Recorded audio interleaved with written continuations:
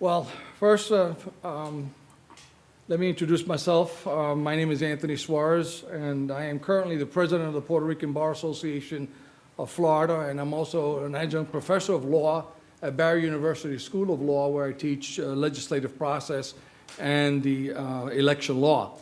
And in that capacity, we have Representative Cortez arriving with us. And I want to tell you that I took the responsibility of taking on the Bar Association and that job because I understood, and this gets a bit political, but the facts are the facts. You know, that Puerto Rico is a colony of the United States of America. It has been confirmed as such by 2 Supreme Court cases indicating that it is under the plenary power of Congress and therefore not within its own control. And in that case, I started that whole concept of moot court, some of you participated in the moot court competitions in the past. And so the issue that has been resolved as to what the status of Puerto Rico is has now reverberated into its economic situation on the island. And so I really thank you, Representative Plasencia, for giving us this opportunity, and Senator Torres for participating, and Senator Cortez, and Representative Smith, and of course Mayor Alvarez, because all this stuff is important. The facts are facts. We are not here to present any policy issues for you. That's what you guys to do, decide the policy. But facts are the facts, and that's what we have the academics here to help you with those facts. Puerto Rico, unfortunately, is not itself in a position to help themselves because of the status. And of course, their spending now has gotten to the point where now things have to happen on the federal level to assist them. But the result is the migration here into Florida and becomes a policy issue for all of you. Now, I'm now entering my 40th year practicing law. And before I practiced law here, before I became a legislator and had the honor of doing what you guys are doing, I was in New York as counsel to the New York State Puerto Rican Hispanic Legislative Task Force. So I've been involved quite a bit of years in this kind of involvement in the development of the Puerto Rican community in New York from the 1960s. I'm dating myself, or into the 80s when I moved down here in 1991. But this report is an excellent report. You can find it and study it yourself, all the detail. I'm going to cover those that are important for your purposes. We probably, at this point, we have about 1 million Puerto Ricans living in the state of Florida. 3/4 of these are concentrated in 10 counties of the state.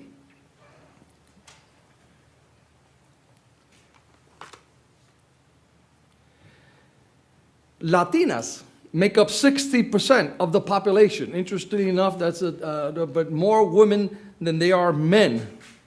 And in the state of Florida, they are now 4.9%. 4.9 million Latinos call Florida home. A key demographic right here, as far as the growth, you see the Hispanic growth has been 115% in the state as opposed to the other communities in the state. Only the Asian American community has grown faster, but it's of course smaller numbers. By the way, if I move along quickly, all this will be available to you whenever you'd like, of course. As we indicated, here, Florida is 9% of the total population, or 4.9, nearly 5 million people in the state are Hispanic, ranking it only behind California and Texas. Of the 24% Florida total population, it's 24% of that was the national numbers, this is the state numbers, okay? So we rank 5th among all states as far as number of Hispanics in the state.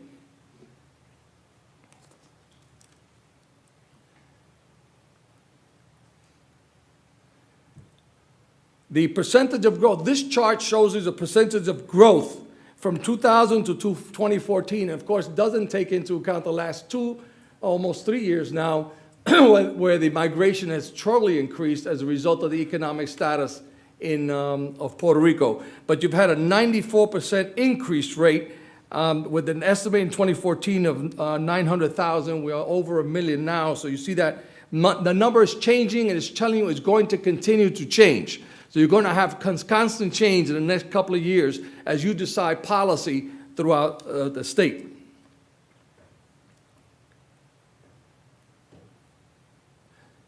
By 2020, Puerto Ricans are projected to surpass Cubans as the largest Hispanic group in the state, and you add those two groups, you have a more than 25% total. And you see the numbers as a projected. It's in the South where you see the increase from 1522 to 30%. That's of the 2010 numbers.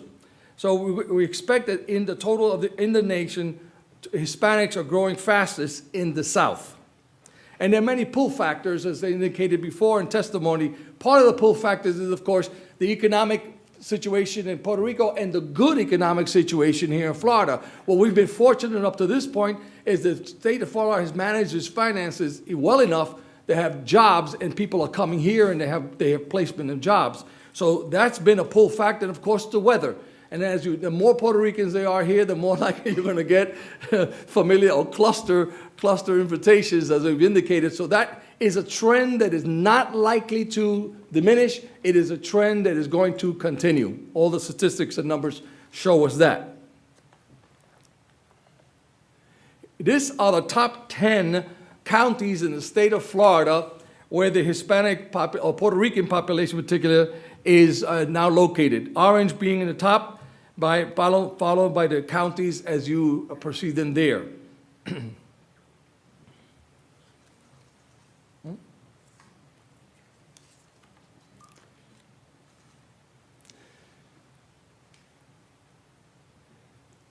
Whoops. Yeah, 1 in 3 Puerto Ricans, while fully 1 in 10 of the state's Puerto Ricans live in the long-term Hispanic-heavy county of Miami-Dade, nearly 1 in 3 of Florida's Puerto Ricans live in Orange County and neighboring Osceola County.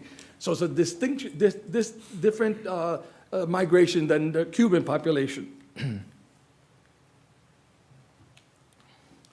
We are, as indicated, a much younger population, which is positive for Florida because Florida has had a long-term elderly population, which creates a situation where you have to have a lot of health care.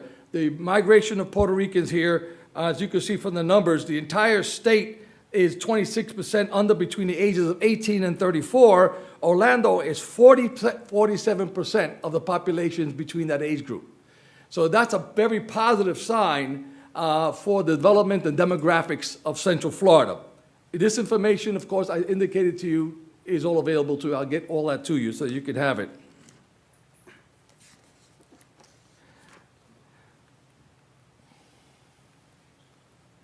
Occupational distribution.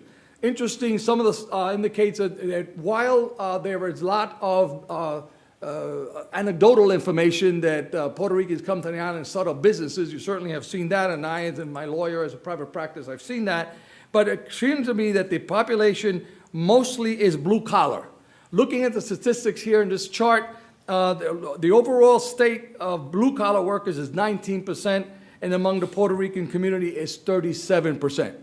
So it seems to me we're younger, but we're also in the blue collar as opposed to the white collar statistics.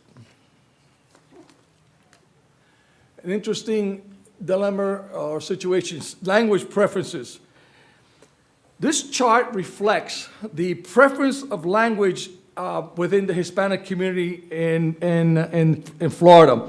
And you see that Spanish only. The reason I think this is significant particularly is when you do take a message out, whether it's a public service announcement, whether it's a change of legislation, where do you advertise? Do this. I'll send you in the report, which I'll send to you. It also talks about registered voters and the number of registered. Unfortunately, the number of registered voters among the Hispanics, 66% as compared to statewide 80%. Not registered to vote, 34%, as opposed to the state, 60%. And a full 59% of voters say they never vote, which is a shocking number. Bottom line to those numbers is to indicate to you that there's a lot of work for voter registration. You got to register these people. They're below registration numbers. They don't vote like the numbers as the rest of the community of Florida have to vote, and therefore, there's a lot of work to be done in that area. That brings, and again, once again, all this information is available to you. I will provide it to you should you ask, and let's take some questions. Thank you.